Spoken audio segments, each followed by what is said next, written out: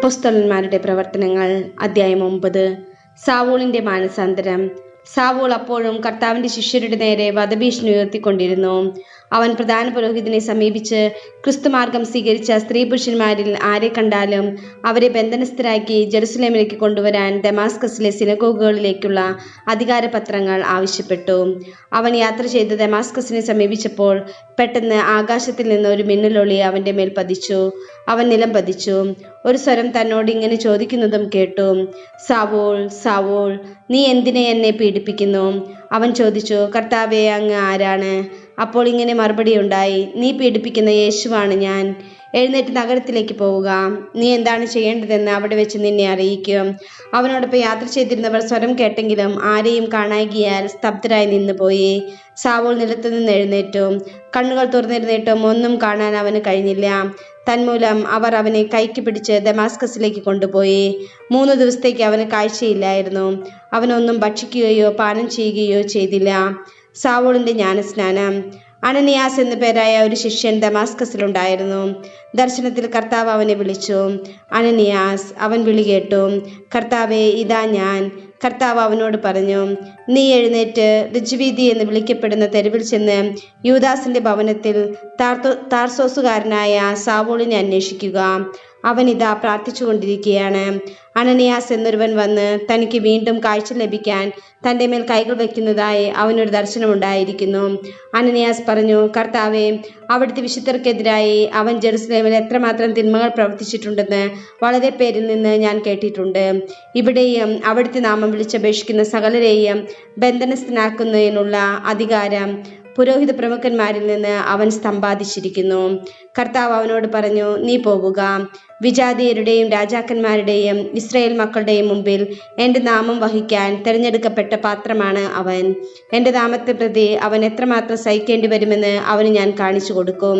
Ananias ചെന്ന് ആ ഭവനത്തിൽ പ്രവേശിച്ച് അവൻ്റെ മേൽ കൈകൾ വെച്ചുകൊണ്ട് പറഞ്ഞു, സഹോദരനായ സാവൂൾ, മാർഗമധ്യേ നിനക്ക് പ്രത്യക്ഷപ്പെട്ട കർത്താവായ യേശു നിനക്ക് വീണ്ടും കാഴ്ച ലഭിക്കുന്നതിനും നീ പരിശുദ്ധാത്മാവിനാൽ നിറയുന്നതിനു വേണ്ടി എന്നെ അയച്ചിരിക്കുന്നു. ഉടൻ തന്നെ ചെതമ്പുല് പോലെ എന്തോ ഒന്ന് അവൻ്റെ കണ്ണുകളിൽ നിന്ന് അടർന്നു വീഴുകയും അവന് കാഴ്ച തിരിച്ചു കിട്ടുകയും ചെയ്തു. അവൻ എഴുന്നേറ്റ് ജ്ഞാനസ്നാനം സ്വീകരിച്ചു.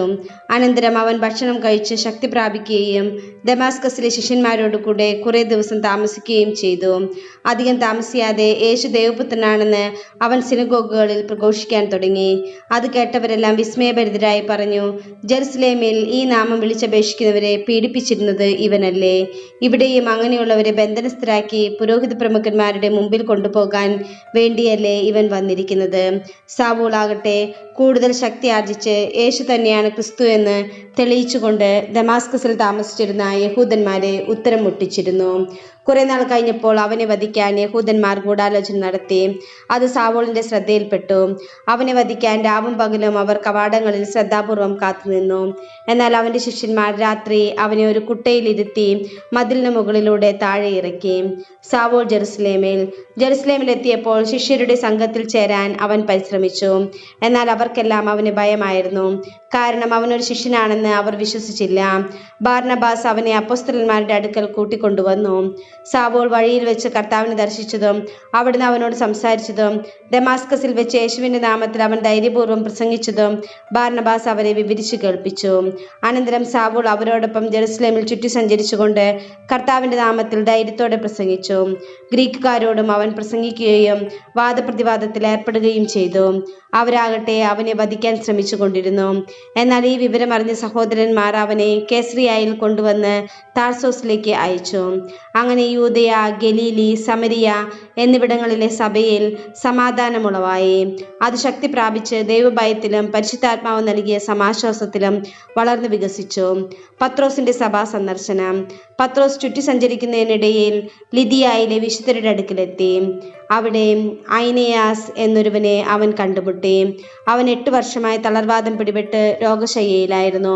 പത്രോസ് അവനോട് പറഞ്ഞു, ഐനേയാസേ, യേശു ക്രിസ്തു നിന്നെ സുഖപ്പെടുത്തുന്നു. എഴുന്നേറ്റ് നിന്റെ കിടക്ക ചുരുട്ടുക. ഉടൻ തന്നെ അവൻ എഴുന്നേറ്റു. ലിദിയായിലെയും സിറോണിലെയും സകല ജനങ്ങളും അവനെ കണ്ട് കർത്താവിലേക്ക് തിരിഞ്ഞു. യോപ്പായിൽ തബീത്ത എന്നു പേരായ ഒരു ശിഷ്യയുണ്ടായിരുന്നു. ഈ പേരിന് മാൻപേട എന്നാണ് അർത്ഥം. സത്കൃത്യങ്ങളിലും ദാനധർമ്മങ്ങളിലും അവൾ സമ്പന്നയായിരുന്നു. ആയിടെ അവൾ രോഗം പിടിപെട്ട് മരിച്ചു. അവർ അവളെ കുളിപ്പിച്ച് മുകളിലത്തെ നിലയിൽ കിടത്തി.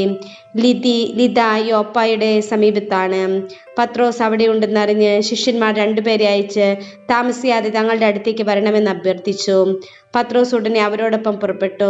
സ്ഥലത്തെത്തിയപ്പോൾ അവനെ മുകളിലത്തെ നിലയിലേക്ക് അവർ കൂട്ടിക്കൊണ്ടുപോയി. വിധവകളെല്ലാവരും വിലപിച്ചുകൊണ്ട് അവന്റെ ചുറ്റും നിന്നു. അവൾ ജീവിച്ചിരുന്നപ്പോൾ നിർമ്മിച്ച വസ്ത്രങ്ങളും മേലങ്കികളും അവർ അവനെ കാണിച്ചു. പത്രോസ് എല്ലാവരെയും പുറത്താക്കിയതിനു ശേഷം മുട്ടുകുത്തി പ്രാർത്ഥിച്ചു. പിന്നീട് മൃതശരീരത്തിന്റെ നേരെ തിരിഞ്ഞ് പറഞ്ഞു, തബീത്ത, എഴുന്നേൽക്കൂ. അവൾ കണ്ണു തുറന്നു. പത്രോസിനെ കണ്ടപ്പോൾ അവൾ എഴുന്നേറ്റിരുന്നു. അവൻ അവളെ കൈക്ക് പിടിച്ച് എഴുന്നേൽപ്പിച്ചു. പിന്നീട് വിശുദ്ധരെയും വിധവകളെയും വിളിച്ച് അവളെ ജീവിക്കുന്നവളായി അവരെ ഏൽപ്പിച്ചു. ഇത് യോപ്പ മുഴുവൻ പരസ്യമായി. വളരെ പേർ കർത്താവിൽ വിശ്വസിക്കുകയും ചെയ്തു. അവൻ തുകൽ പണിക്കാരനായ ശിമിയോന്റെ കൂടെ യോപ്പായിൽ കുറെ നാൾ താമസിച്ചു.